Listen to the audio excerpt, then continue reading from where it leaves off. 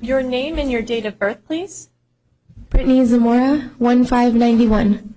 And appearances, please. Scott Wolfram for the state, Your Honor.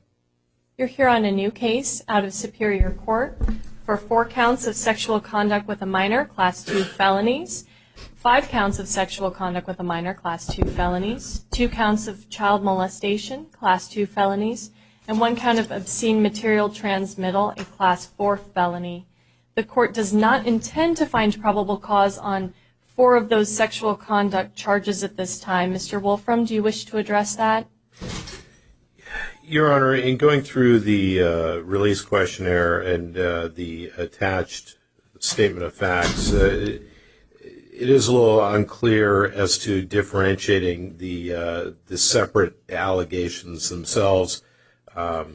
I actually was, upon my review, looking at 8 sex conduct allegations, but the state's not going to argue with the court's findings with regard to the allegations before you. Given the overall nature of the allegations contained within the attached addendum, the state would be making the same request of release conditions regarding this matter in either case.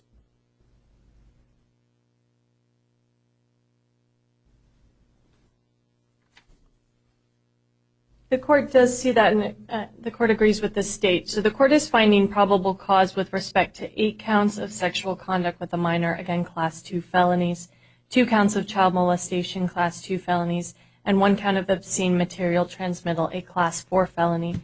The court is not finding probable cause with respect to 1 count of sexual conduct with a minor, a Class 2 felony. Ms. Zamora, the court has appointed you an attorney. You have a status conference on March 29th at 8:30 and a preliminary hearing on April 2nd at 8:45. Both of those are at 175 West Madison. Does the state wish to address release conditions at this time? Only briefly, Your Honor. Again, the attached addendum is clear as to the nature of the allegations. It's clear we have more than 1 victim, and it remains to be determined if there are any others. Your Honor, given the nature of the allegations contained within the addendum, the state, the assigned deputy county attorney in this matter has requested a reasonable setting in the amount of $300,000 secured appearance bond, as well as the other mandatory conditions, as well as no contact with the alleged victims and or witnesses in this matter. That is a reasonable setting, Your Honor, given the that these are alleged non-bondable offenses, but the state would go ahead and request a secured appearance bond at this point.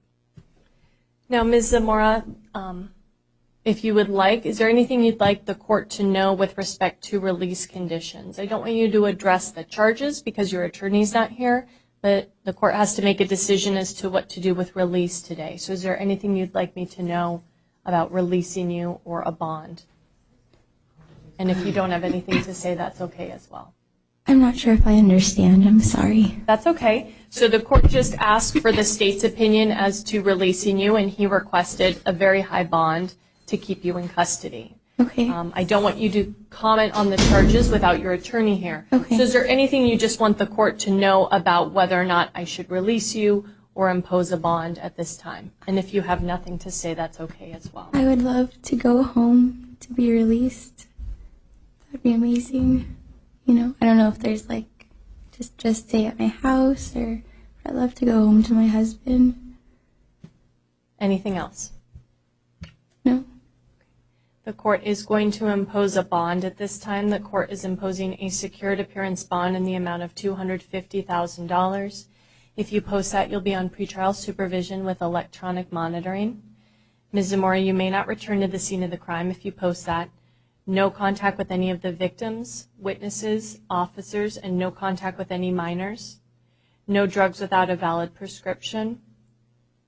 The court wants to be very clear, you may not have any contact with any of the witnesses, victims, or any of their family members. The court is also admonishing you, you may not have someone else contact any of those people on your behalf. Does that make sense? Yes. Okay. this bond is being set based on these charges and this one victim. But if that changes in the future, a review of this bond is appropriate at that time. Mr. Wolfram, is there anything else the court wishes to address? No, Your Honor. Ms. Zamora, do you have any questions about any of that? What happens next? You will step over here. You're going to get a copy of all the stuff we just discussed, and then you will be held until you go to court or until that bond gets posted. And you said the first court date was March 29th? It will be on your paperwork. It's March 29th and April 2nd. Okay. Okay. Any additional questions? Okay. Please step over here and sign for your paperwork.